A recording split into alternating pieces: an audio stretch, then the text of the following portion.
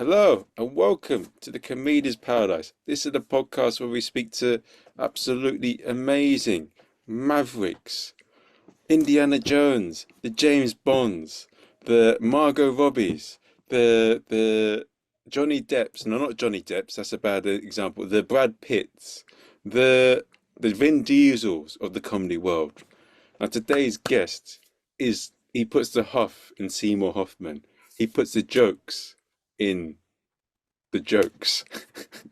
Please welcome the amazing, the fantastic Stewart the Huff. Stewart Huff. There is no way I can live up to that intro. That's amazing. Thank you, man. I am actually related to Michael Buffer. Oh, But thanks for coming on the podcast. Like, tell us a bit, for anyone that doesn't know about you, Stuart, tell us a bit about how you got into comedy and how you got into being a road comic today. I could not have told you this when I started, but looking back, the truth is I was running away. I was young and I was in college, and I'm so naive and I'm such an idiot that I actually thought if I graduate from college, I'll end up in an office. I'll you get up in the morning and wear a suit and go into a cubicle and punch a button. And I didn't want that. So I just quit and I ran away and I gave away everything I owned and lived in my car. And I just drove around the southern part of the United States and anywhere that would allow me to go on stage. No pay. They didn't pay me, but I would go and tell jokes and bad jokes. I was horrible at it. And and then I would sleep in their parking lot. And I just kept doing that. I wasn't really thinking I want to make a living as a comedian. What I was thinking was I don't want to go to an office, and I didn't know how to play an instrument. So, and I just kept doing it. And I also could not have told you this back then, but I think I kept doing it because I couldn't figure it out. It it was so interesting to me to you sit in your car, unshowered, sweaty, and you write what Who the What the all your hell is that? Someone is being a sorry. This is weird. Ignore me right now, Stuart. Give me a big punch in the face. Um, Carry on. okay. I would write these jokes and I would go up in a coffee house or a Mexican restaurant I went up at Kmart, which is like a super center grocery store kind of thing. I don't know if you all know Kmart, but um, yeah. And I would go up and no one would laugh. I would think, why? Why is that funny to me and no one else? So I would do it again. It was almost like trying to figure out a puzzle. And I just kept doing it. And that's 26 years ago. So that's what I've been doing. And I still am kind of like that, where I have an idea or a thought or something that I think's funny, and I get excited like a child, and I go up on stage, and any stage, and I say it into a microphone or not. And um, when people don't respond the way I thought they would, it confuses me and frustrates me. And then I think about that thought or that joke and figure out, how can I say these words and make them feel the way I felt? I don't know. It's very naive, but that's exactly the truth of why I started and why I'm still doing it. And is this journey what you said there like describes the journey of every comedian? Like we always have an idea, and the joy of it is trying to figure it all out and get it to work regularly. But how does being a road comic, differ to being other just a stand up in your city? Uh, Here in the, I guess I should make this clear. I've performed in Canada and Mexico, but I've never been overseas. So I don't know England or Australia. I don't know how those systems function in the comedy world. In the States, New York, Chicago, Los Angeles, San Francisco, Austin, those kind of cities, generally you're going to do 5 minutes. You go up and you do 5 minutes, 6 minutes maybe. And if there is any pay involved, it's very minimal.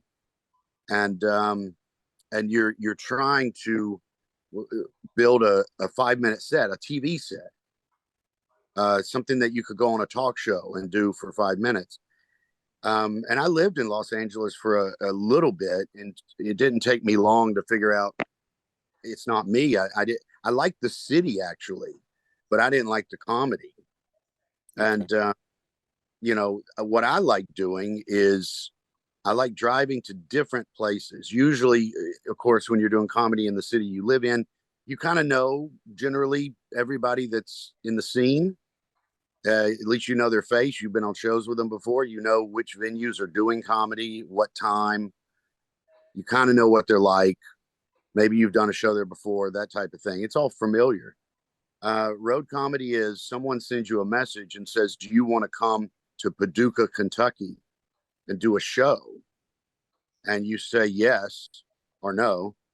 If you say yes, you don't know what it's like. And I don't know if people in Paducah are going to come to the show at all. And if they do, are they going to like me? And, if they hate me, what are they going to do? And I have no clue.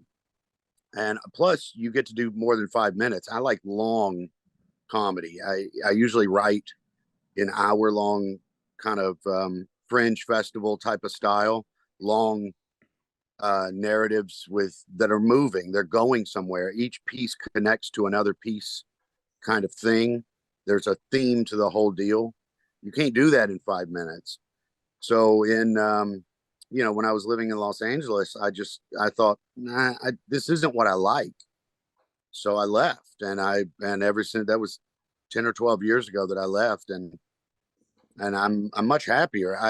No one knows who I am. I'm not famous. I've never done anything that would lead me to fame, but I thoroughly enjoy like just driving to some weird place and giggling at the oddity of it all, and then I get to do an hour on stage of things that I think are interesting or funny, and then I make a little bit of money and get my car and go to another place and do it again. And a road comic in the States is the definition of road comic in the States. What everybody says is you're not doing those big cities, Chicago, New York. Those are kind of people that live in Chicago, New York. Occasionally will go out and do a show in Buffalo, New York, or something like that, and then they go back. But they're concentrating on the clubs and the shows in New York City. In Chicago, same thing. San Francisco, Los Angeles. I've driven in all 50 states. I live in Georgia now, but I'll go to Montana and do a bunch of shows and then drive home. And I don't like flying, so I drive everywhere. So, I spend a tremendous amount of time alone in my car driving to these weird places. Did I explain that Yeah. decently? Yeah. Uh, no, clear. But how do you get booked to these sort of road comic shows? How does that differ to being like? Does it differ to being getting booked at club gigs in the city?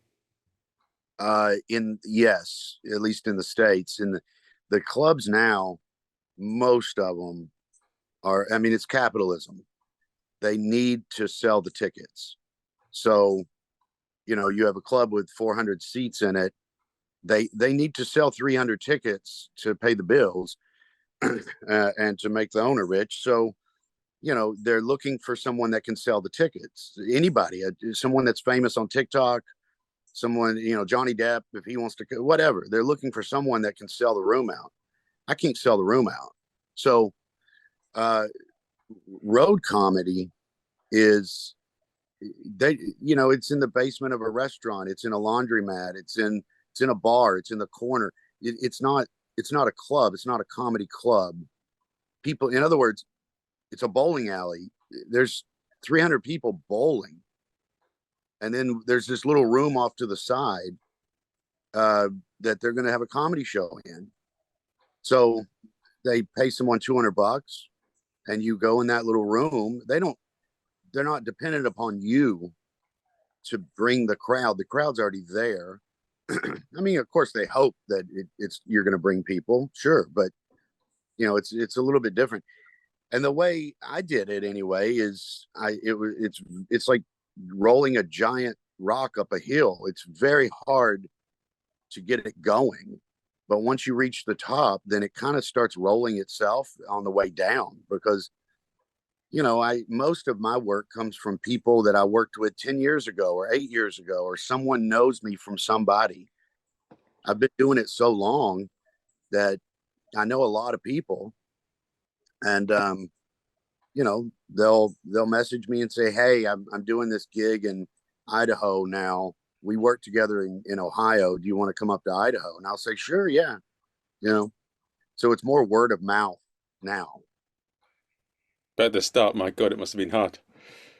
Oh, it was horrible. I mean, I would do, I would do one show, and then 3 months later, I would have another one. And I was living in my car at the time, and it was just, I think I was very unhappy and frustrated. But I didn't know all that stuff. I was just mad, and yeah, I was a young man. I was an idiot. Still am an idiot, but and eventually, you meet enough people and get to know enough about what's going on, and you get to the point where you can do it, which I couldn't do at the beginning. So now I go to Paducah, Kentucky, let's say, and I go there, and I have a good show. I can communicate with people in a bar in the middle of the South, and then someone is there and says, "Hey, my uncle owns a bar in Michigan. Do you want to do a show there?" And I say, "Sure, yeah, let's go to Michigan." So being able to do comedy in those situations has also helped get me booked. Okay. And one thing that I've heard, and this is something I've heard from a comic who's knows a bit about America but is in the UK, she says that there's been a few. I mean, you hear about Doug Stanhope, like he was sort of a rogue comic, wasn't he, in a way? And I hear Yeah. that there's been a few rogue comics who, because of the pandemic and social media, have really built a following as a result. Have you heard many stories of that, like since the pandemic, like rogue comics who have been able to build a big following? They're not on TV or anything, but they built a big following because of.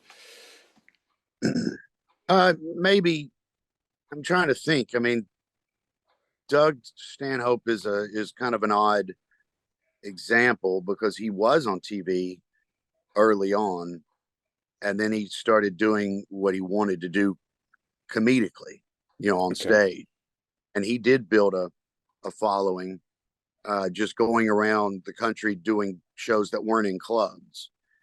I'm trying to think of another example. I'm sure there's some. I mean, that's happening right now in the States quite a bit. Even people that aren't road comics are sitting in their house writing songs on a piano and putting it on TikTok. And the next thing you know, they have 68 million followers or whatever it is. I don't really follow all that. I don't know any of their names. Um, I don't have anything against anybody like that. I have no negative feelings towards that. It's just I'm not interested in it. It bores me. So um, so I don't really follow it. You know what I mean? But I think it's happening in the States right now where television is not the only outlet for fame anymore. You don't have to be in the movies. You can gather enough views or likes or whatever it is, and you can sell out a comedy club. yeah, it's Whether or not changed. that, the interesting part to me is whether or not that translates to you being able to do comedy. That's a totally different question. Just because you have 68 million followers, it doesn't tell me anything. It doesn't tell me that you're good or you're not good. I mean, I've heard stories where someone has a big following and I don't know, no one knows who they are, and they're fantastic.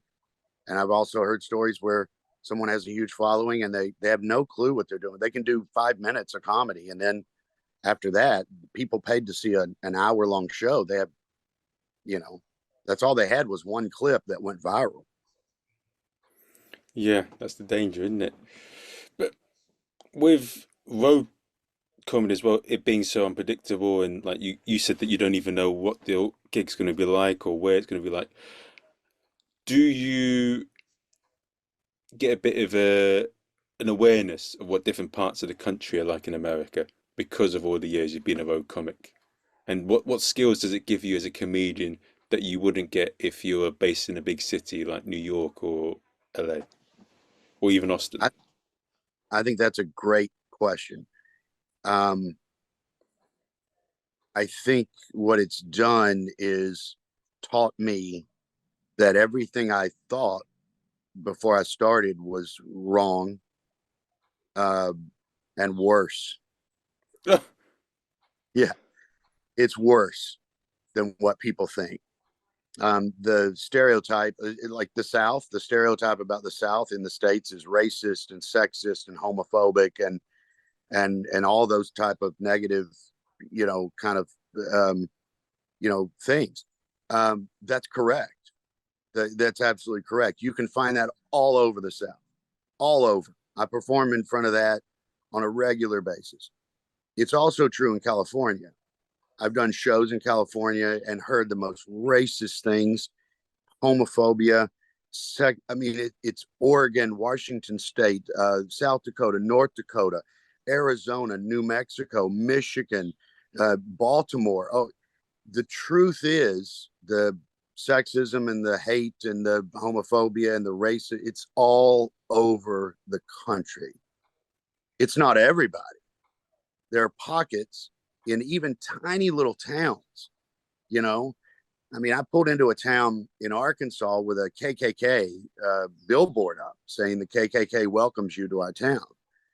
And I thought, I'm a left wing guy, and most of my comedy, I don't rant and rave and yell and tell people I'm right and they're wrong. But, it doesn't take long to figure out that I'm on the left, you know.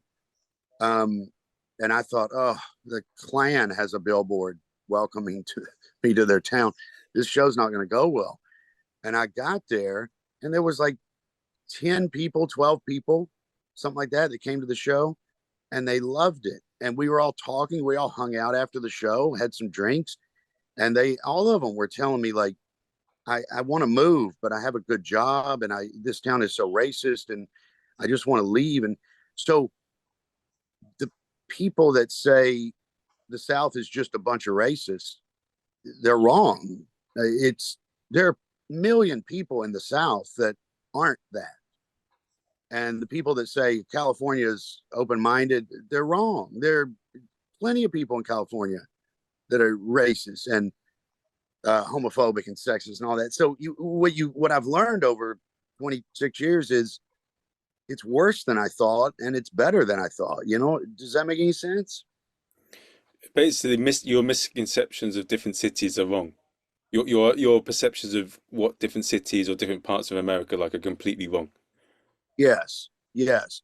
I thought when I was a young kid, I thought, well, I was born in the South, and I like to read. So, and everything you would read about the South in literature was usually negative. I mean, I wasn't reading, pro-Confederate novels or anything like that. And when you watch cartoons, in the cartoons, the Southerners always got a jug of moonshine and dancing around barefooted. And so I thought I'm in the stupid part. I got unlucky. I'm unlucky. I was born in the dumb part of the states, and I thought as soon as I get old enough, I'm going to get out of here and go to a better part. And the first thing I did when I turned 18 was I got in my car and drove to Boston. I don't know why. I just did. And I got out and there was a guy pissing on the sidewalk and I stared at him as shocked. And he said, "What the fuck are you looking at?" And I thought, this is not what I thought. I thought once I got out of the South that it was going to be smarter. And it's not. And then I also learned that, you know, there are plenty of smart people in the South. It's so it's not really a town to town situation, you know? It's a person to person situation. Yeah, unfortunately, that's the reason it makes it worse. It's like if life was so easy, if you could say, okay, everybody that wears these type of shoes is smart. Well, that's when how great would life be if we could do that? If we could say everybody that drives this car is good at math. Well, that's ridiculous. And it's the same thing as saying everybody in the South is a racist, or everybody that lives in Austin is open-minded and liberal. It's not that easy. Life's more difficult. So, and fascinating probably, because I think it would be kind of boring, if everything was that predictable. So, I sometimes I'll get in my car and I'll think I'm going to this great town, and I've been there before and I love it, and they like my comedy. I'm going to have so much fun. And I get there and it's just horrible. And and then sometimes I dread where I'm going, and it turns out it was great. It's a mystery. But how does being on the road sharpen you as a comic? Like for any new comics out there and they want to get on the road, how would that improve them? Even if they don't become a full-time road comic, but how would that help them if they go in their clubs or if they're trying to get better as a comedian? Why do comedians need to get in the road? I think you should always. What's the best way to put this? This is my opinion, of course. Putting yourself in a situation that you do not feel comfortable in will make you a better comic. It will also make you a better gardener. It will make you a better baseball player. Whatever you're trying to do, you know, taking yourself out of your comfort zone and forcing you to make decisions and fail makes you better in anything you do. It widens your perspective, widens your viewpoint. So I do shows in Chicago. I do shows. I've been in New York doing shows, not that often, but occasionally. I have a friend of mine uh, who's a club comic, a good one, and he's opinionated and left wing kind of guy, and opinionated comedy.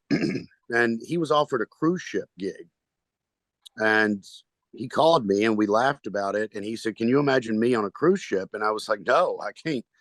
You're going to upset everybody." And then the longer we talked about it, we ended up like, wouldn't it be interesting if you took the gig and tried to write an act? How good are you? Don't go in there thinking, "Oh, I'm going to upset everybody because I'm so great," and blah. Try. They have a set of rules on cruise ships. You can do this, you can't do that. Take those rules and try to craft an act to fit their rules. Can you do it?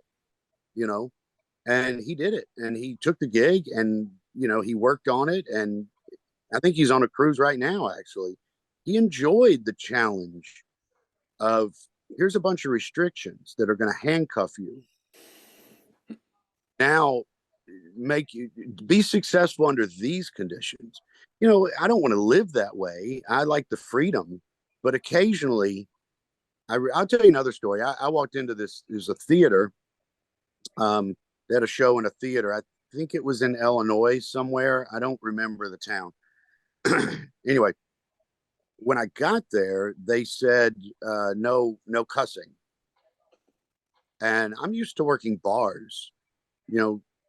Cuss words, language is a tool to get people in a bar to pay attention.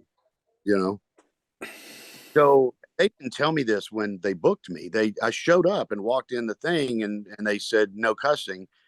And I thought, okay, what am I going to do? Because I don't want to be thinking to myself, I don't cuss, don't cuss, don't cuss. I want to, be free and move however I want to move and all that. So I went up on stage, and the first thing I said was, I've been told I'm not allowed to cuss tonight. So anytime I need a cuss word, I'm just going to say the word pickle. And the audience kind of laughed. And I said, so don't tell the owners here, but whenever I say pickle, you know what I'm talking about. And they all laughed. And I did about 10 or 15 minutes without saying pickle.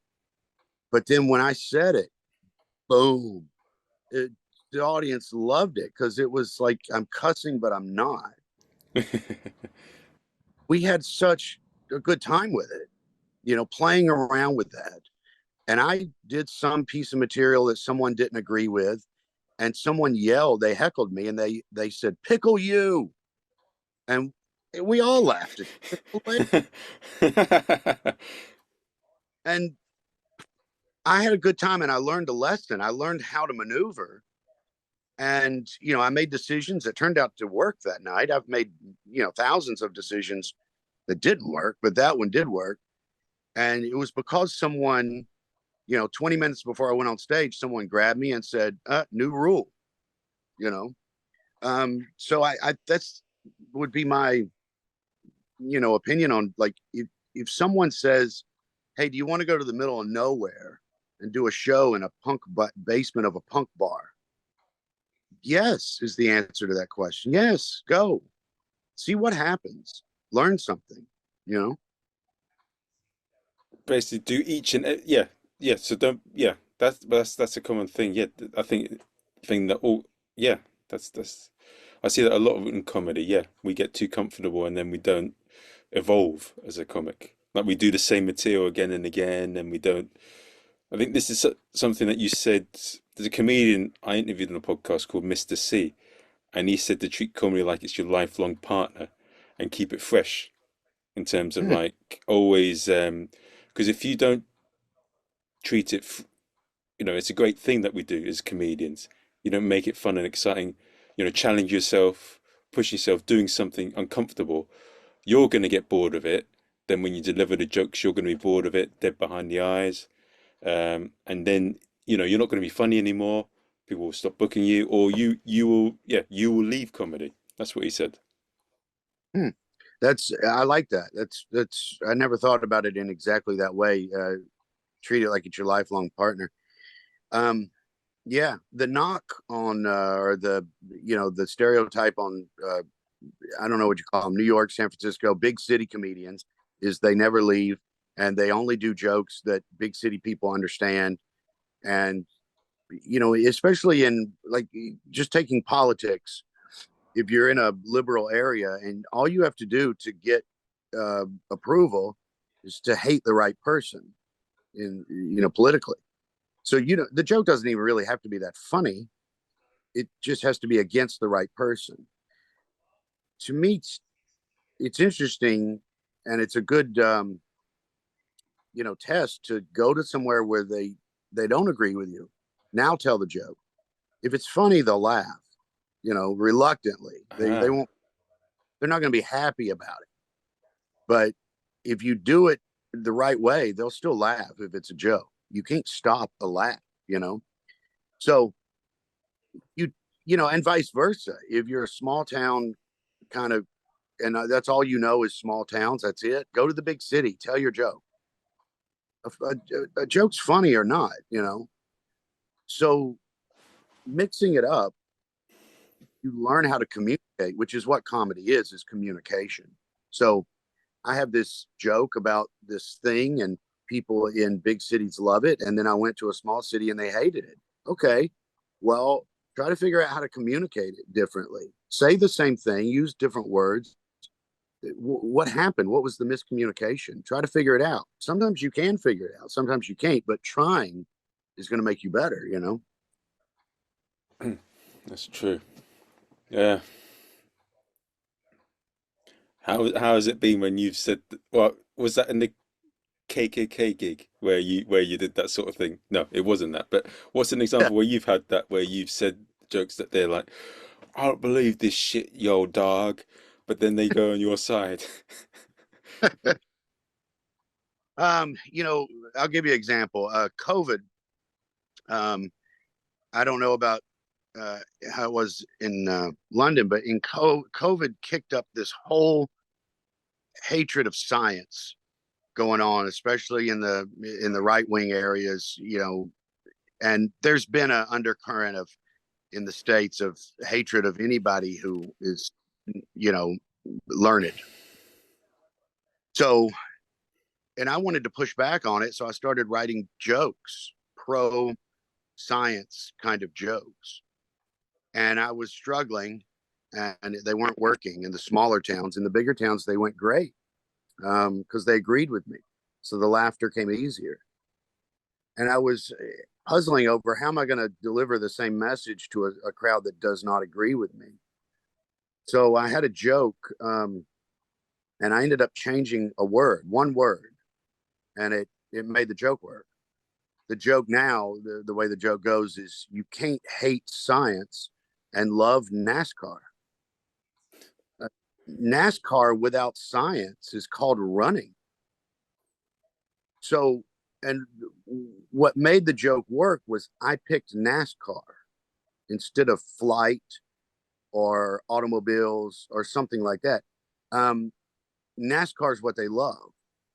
And NASCAR is a sports racing event that is full of science. I mean, it's full of how do you make a vehicle go faster and all that kind of thing. And so I wrote the joke with them in mind, keeping what they like uh, in mind. Is that it sounds like I'm patronizing them or something, but instead of just saying you people are stupid, you know, because you don't like, because I do believe that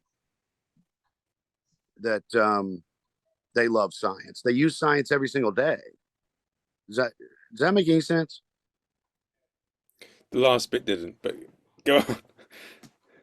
Um, it's almost impossible not to use science. It's almost. I mean, you would literally have to be sitting on a rock doing nothing. You know, I was building something out here in my woods, and I had huge logs, and I was trying to move them, and it's just me. So I ended up making a pulley system to try to move these things, and it worked, but it failed for 19 times, and then it worked on the 20th time. That's science, and that's what it is. I mean, people that are, working in a mill are using science every single day of their lives. So I think that is the truth. So how am I going to convey that message in a joke form to a bunch of people that think I'm wrong? Well, one way is to think about things that they love. I'm not a NASCAR fan, but a lot of them are. So in that particular crowd, I keep saying them, in that particular crowd, that I'm performing in front of, where the joke worked, there was a NASCAR banner on the wall of the bar. So that's what we're talking about as far as, if you, it forces you to think in a different way if you're going to try to actually convince someone that you might be right. you know um and there's been, I don't know, 1,000 times where I've failed. I am trying to think. Before gay marriage was legal in the States, I was doing a lot of pro gay marriage material, and that's one of the times I got punched. I failed, and the guy didn't like it and came on stage and punched me in the face, and and the bouncer of the bar laughed. He thought it was hilarious that I got punched. What? Yeah. And it doesn't, I mean, I didn't like it. I didn't have fun. It was horrible. I hated that. But you know I didn't stop. I kept doing pro gay material until they legalized it, and then there's no point after that. What is the things that you got to be prepared for as a road com? Obviously, there's less security, so there's more chance you'll get punched. But what's the so what's how do you prepare for a gig differently as a road com? So you say that you do longer sets. So obviously the way you structure what I hear in longer sets and what a lot of people tell me when they're doing an hour show is when they're telling a long story, they make sure that there's punchlines at certain points of the story to keep them engaged before the end of the story with an even bigger punchline. Do you do that when you're telling stories or doing long sets on the road? Yes. um I think everybody alive has been around a bad storyteller. you know if you're sitting at a bar and someone says, "Hey, let me tell you this story," and then they start rambling, and they're not even following the thread. You know what I mean? They're like, so one time, I met this guy named Mike. Hey, have you ever been to, you know, France? I'm going tomorrow. And you're like, what? I thought you were telling me a story. What are you talking about?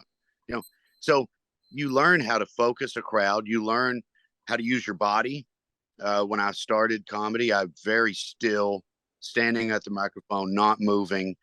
And I think if I had, uh, learned how to do this in a environment that allowed me to just stand there and not move, then that's exactly the way I would perform to this day. That's my preference, is to just stand there and tell the story, tell the joke. But you can't do that in a bar. It's very difficult. You have to engage them, pull them in. There's three things going on other than comedy. There's a football game. They're not turning televisions off. People are playing pool. And then there's people at the bar that are talking loudly and eating. So why should we listen to you? You have to earn it and get their attention and make them turn around and say, what's going on over there? And if it's a good night, you can make them stop watching a football game and come watch you. So you need to use all the tools in the box, you know, and that includes, if you're telling a story, it can't be 8 minutes long with one punchline at the end. You need to figure out what needs to be edited. What can I remove?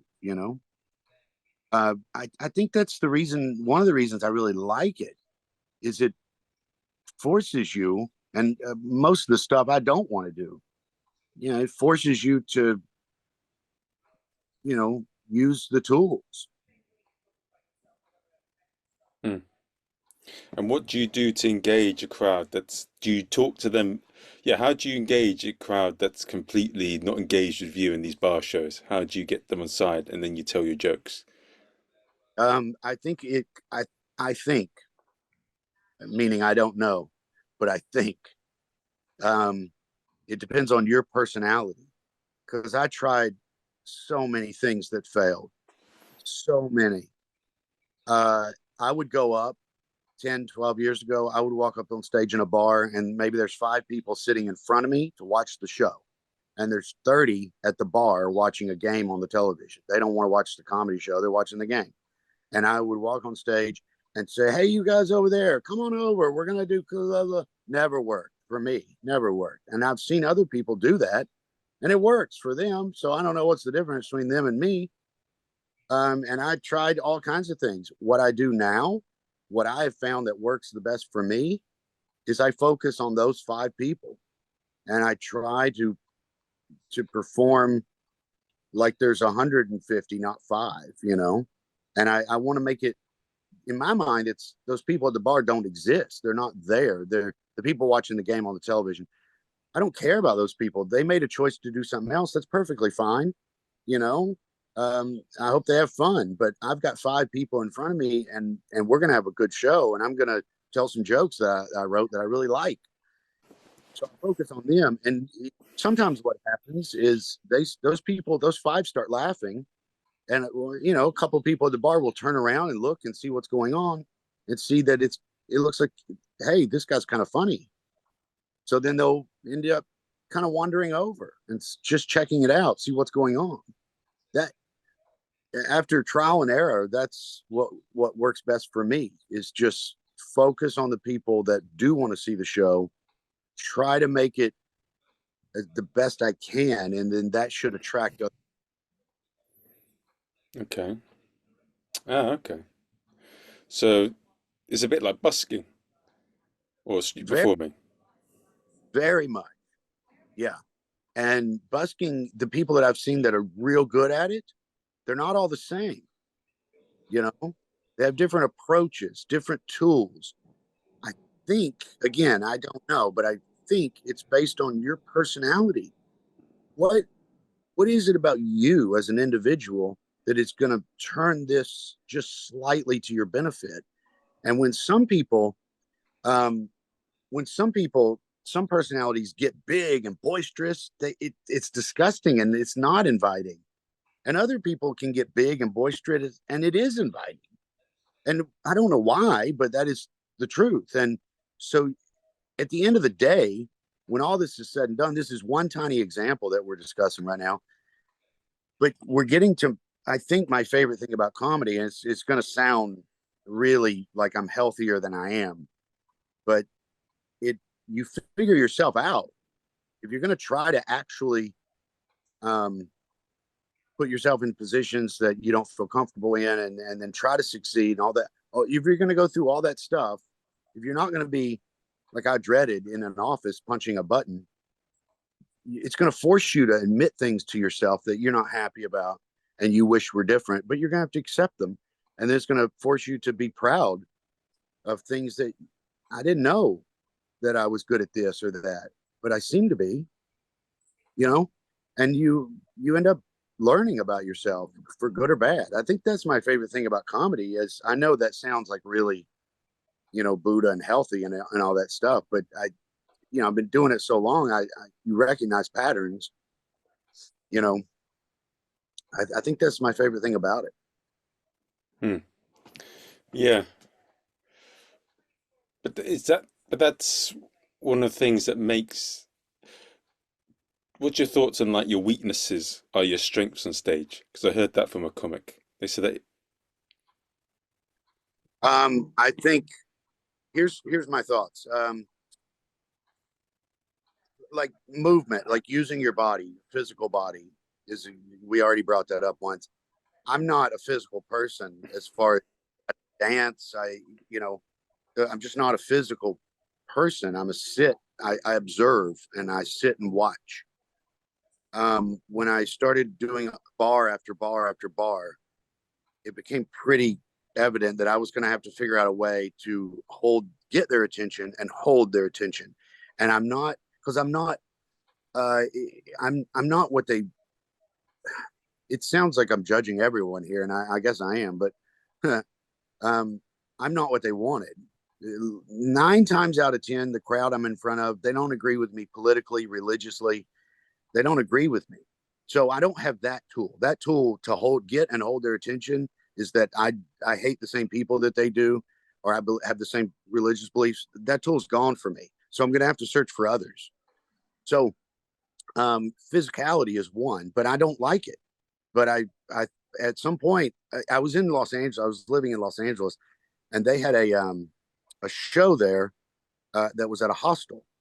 Mostly kids traveling, young adults that were in LA, and you could stay there cheap, right?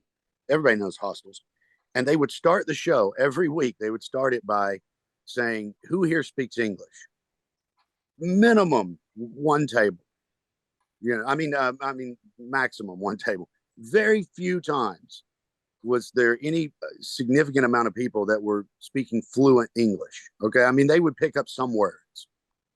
So that's where I trained myself. I learned to get more physical was in front of that group. You all of a sudden the language is kind of, they're going to pick up on the big some of your English, but they're not fluent enough. They're going to have to think and use their head, which is a killer in comedy. And so body movements, and I would practice, and I hated it, and then I would go out on the road in these small bars, and I realized, hey, when I do move, it does hold their attention. So the way I started thinking about it, and I don't know how I started thinking about it this way, but I started thinking about it as music, like your favorite band, whoever that is, whatever they're doing on stage has nothing to do with the music. You can listen to the music without a visual, but if you go to see a band, and they're doing, even if it's a small quintet of jazz, the physicality of what's happening on stage is riveting, but it's not music, it's separate. So that's the way I started thinking about it, was the physical part is the music of comedy. Am I making any sense at all? What do you mean by the music of comedy? um Being very, very still is can be physical if it's done correctly, you know. But you can tell a joke and record it and play it in your car. So in other words, you've eliminated any visual aspect. If the joke isn't, if it's a purely physical joke, you're not going to get it in your car. Does that mean right? Yeah. If it's purely physical, maybe the memory of it or something. But that type of comedy is not what I'm talking about. I'm talking about you know, jokes that I could deliver them standing completely still. You know, a band could stand completely still and play the music and not move at all. They could do that. It's still music. You know, you could still hear your favorite song and the band isn't even making a facial expression. But it's a lot better if you go and they're into it. It's your band, this is your song, and they're into it. They're bouncing around or screaming or whatever it is they're doing, but they seem to be having a lot of fun and they seem to love the song as much as you do, and they're really into it. That's way better. Does that Am I making it any more clear? So that's, to me, if I'm doing something that is funny to me and it's stupid and silly, I'm telling a story about some self-deprecating thing about some when I was a moron or something, then that's the way I want to act on stage. It's that's the, you know, if I was a band and I was writing a song about someone that broke my heart, you know what I mean? I want to perform it that way. Hmm. I mean, I might be wrong about all this. That's just the way I think about it. Is like I wrote the joke at home quietly, you know, with no one else around. I wrote it, and now I'm going to go perform it like a band. Yeah, of course. But that's what works for you. And what if your act is deadpan and you're doing this sort of thing? Well, I think that might be the most physical thing you could do. Um, you know, Stephen Wright. You know Stephen Wright. The guy that was in Cheaper by the Dozen, right? I think so. I haven't seen Cheaper by the Dozen, but he was a really deadpan comic from the '80s. He was in Dazed and Confused, I think. You know, very speaks very slowly. Um, it's the most physical thing. One that is, you know, if you take a normal pattern of speech and you go up a little, you speed it up a little, that will get people. But if you speed it down a little, it makes people it draws them in. It's the same result. You know, you're altering uh, the expectations. So that type of thing, that's what I love. You know, you watch old Buster Keaton movies. Harpo Marx. You, Harpo Marx, I think, is maybe the most underrated comedian that ever lived. He didn't use, he didn't speak at all, no words. So it was all physical. And the range is phenomenal. Harpo Marx makes me laugh out loud. I mean, most of the movies that he was in, I just fast forward to his part. You know, the rest of the movie's horrible, but Harpo Marx, the physicality there is stunning. And Buster Keaton the same way. And I'm not naturally physical, but that's the type of stuff I would watch. And Buster Keaton rarely moved his face muscles at all. If a car was chasing him or he saw a beautiful woman, it was the eyes. The eyes would tell you what was happening. The actual structure of the face, I mean, it's stunning, that level of physicality. How do you, it's way bigger than anything Jim Carrey ever did. The big, huge, you know, I mean, nothing against Jim Carrey, but getting down to the nitty gritty of physicality is fascinating to me. And it's, you know, learning it or learning what is, you know, what works best for you. I'm not a naturally physical person. So what what can I do that looks natural? Because if it doesn't look natural, it's horrible. That's the worst thing in the world is when you're watching someone and you know that they plan that, So I hate that. So I had to learn those things about myself. What can I do that is me that comes off as natural?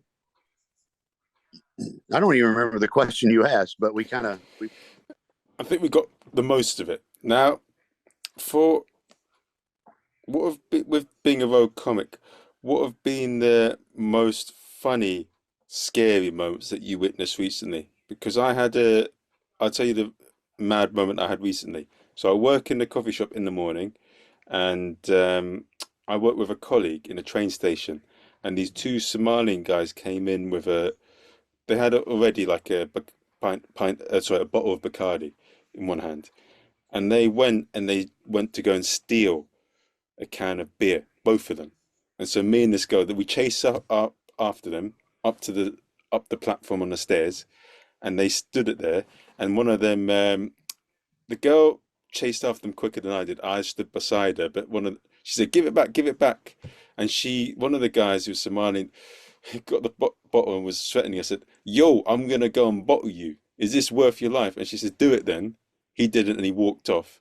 And then the other guy kept touching it. Have some respect. Have some respect. Leave us alone. Let's take the beer. And then she managed to take the beer off the other guy, and he walked off. But these guys, in the morning, they went and stole some beer as well. But have you had a situation like that? You said you've been punched, but what has been a situation that is crazy, that's scary, that you can laugh at now, but taught you the most about being a road comic? um okay, I'll give by the way, that's a crazy story you just told. Um the, the Madison, Wisconsin is a great town. I like being there, and it's a college town. It's kind of lots of fun stuff to do, open-minded kind of place. There's a tiny little theater there that I do usually once a year. I mean, they call it a cabaret. It's not really a theater.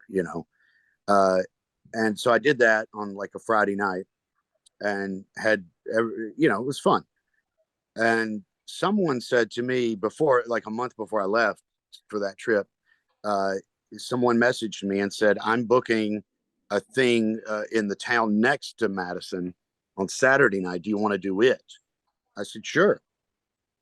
So I do the thing in Madison on Friday night, have a great time, and then I head off to this town that I don't know anything about.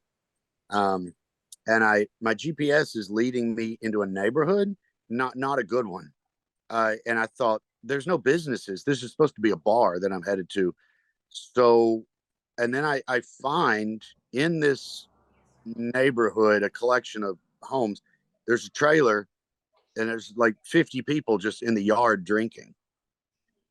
And so I parked the car and I asked one of them, is this the so and so bar? I don't remember the name of it, or I would tell you, but is this so and so bar? And they're like, yeah, yeah, come on in. It's a trailer. Um, and it's real tight in there.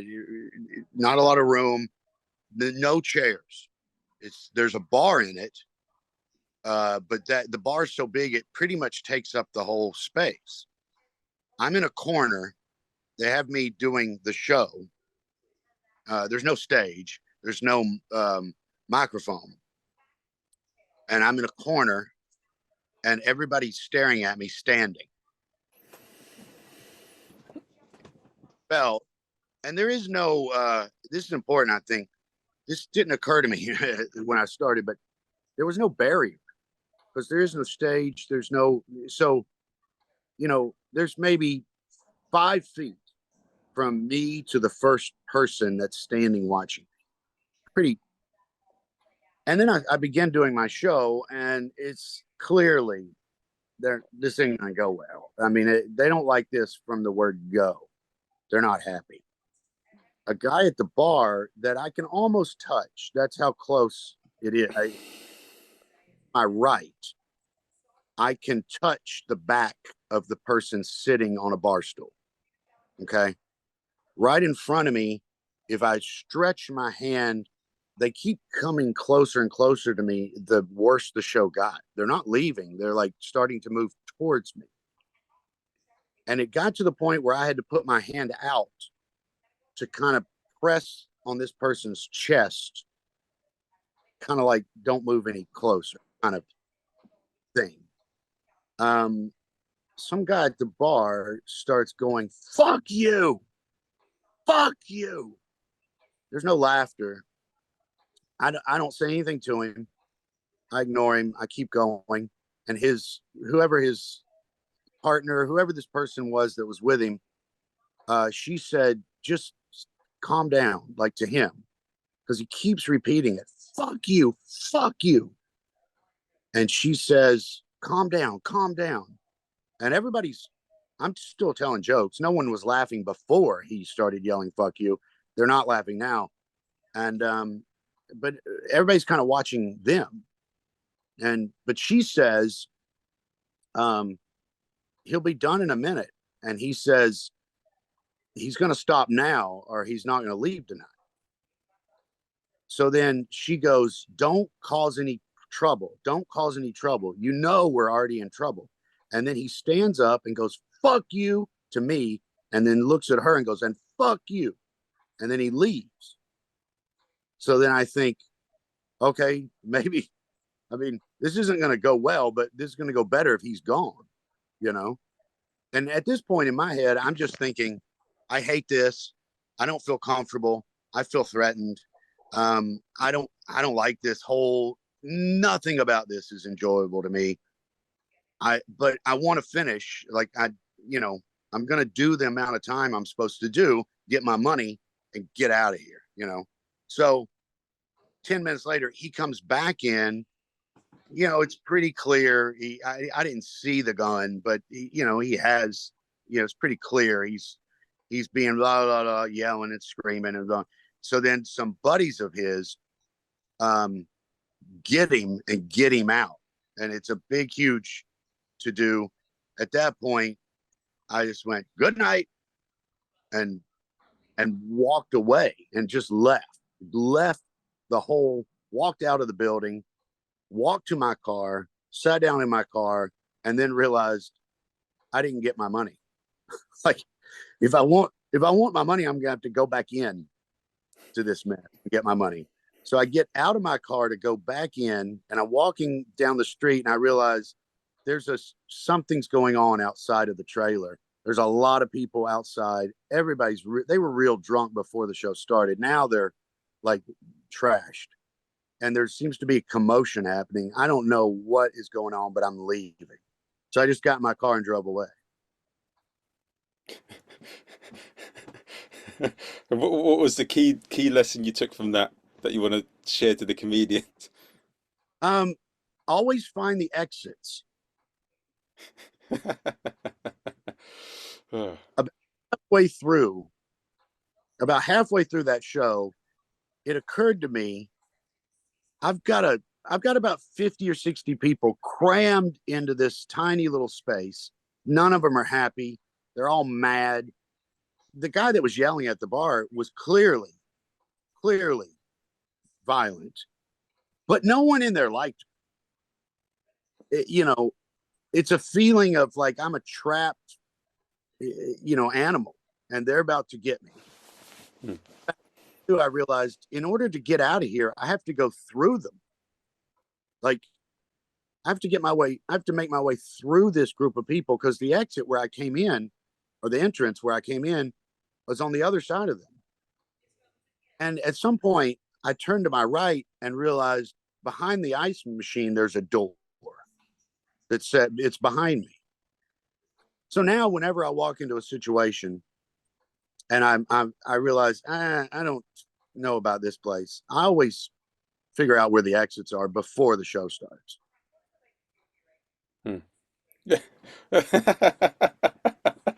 Safety first, guys. Yes. And if you were to impart any words of wisdom to any would-be stand-ups or clowns or anyone in terms of comedy, what what advice would you like to give? And what's a quote that you would like to share with comedians? A quote. Well, here's my piece of advice. I think this is good advice. I think if you write, if you let's say you write three jokes and you go up tomorrow night and you tell all one of the jokes you absolutely love. You don't know why. You can't explain it. You just do. There's something about this idea, thought, funny, whatever that you just really enjoy. One of the jokes you don't like, it just occurred to you that that's a funny connection or whatever. And the other one, you don't know how you feel about it. You go up tomorrow, you tell all three. The joke that you love is probably, let's say the joke you love gets nothing, zero. No one laughs at it. The joke you hate gets a laugh, and the other one does okay. My advice is always do the one you love. Always. Go home. Try to figure out what happened to it. Where did they not get it? Is there a word I use that isn't common?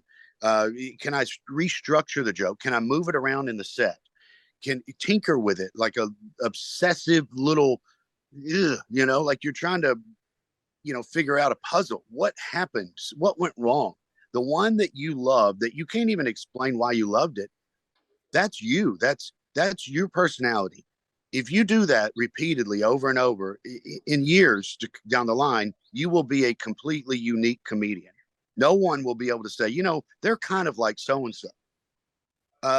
The joke that you didn't like that got a laugh, if you need laughs, if you're a young comic and you're trying to build 5 minutes, use it if you need it. But in your head, you should be thinking, as soon as I write, as soon as I don't need it, I'm getting rid of it. That's pretty, long-winded way of saying, don't let the crowd choose your material. You choose your material. When the crowd says that wasn't funny, okay, go home and try to figure out how it can be. But don't ever let the crowd choose what you do.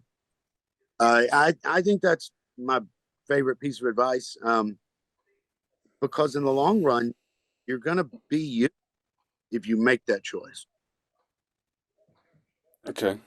And how do people find out about you? It's harder and harder to find out about me. I'm not a fan of social media. I don't have any negative feelings about it, really. Most of my friends love it. I don't love it, so I'm not really on it that much. I have 5 CDs. I don't know exactly Spotify. I'm not sure how to get a hold of them. If you're going to try to listen to one, God Hates Anne. That's the thing I'm most proud of, is the CD called God Hates Anne. I don't TikTok or Instagram or anything like that. My favorite thing in this world, I think, is to pull into a town that I've never been to and nobody knows who I am and nobody is there to see me. And it's just me and 11 strangers in a weird venue. And let's figure out what happens. You know? Yeah, that's, and they'll be more honest whatever happens if they don't know you. Yeah. Yeah. I know I've never been famous. I've worked with famous people and talked to them about it, but there is a dishonesty there. They already know who you are. Positives and negatives is what they've told me. Famous people have said there's, great things and bad things. It's just like being not famous, but yeah, I mean, I just like the oddity of strangers meeting up in this weird place and then meeting each other for 1 hour and then going away and them not following me on anything. It just happened on a Wednesday night and then we're done. The ultimate one nighter. Okay. So if you want to find out about Stewart Huff, you know what you need to listen to. And I'll hopefully see you guys at the next episode. Next episode, I think I'm going to change things up a little bit. And I think from this episode, I'm going to be interviewing performers from the clown world. I think that's what I'm going to do in the next sort of few weeks or months or so. Yeah, thank you guys for listening.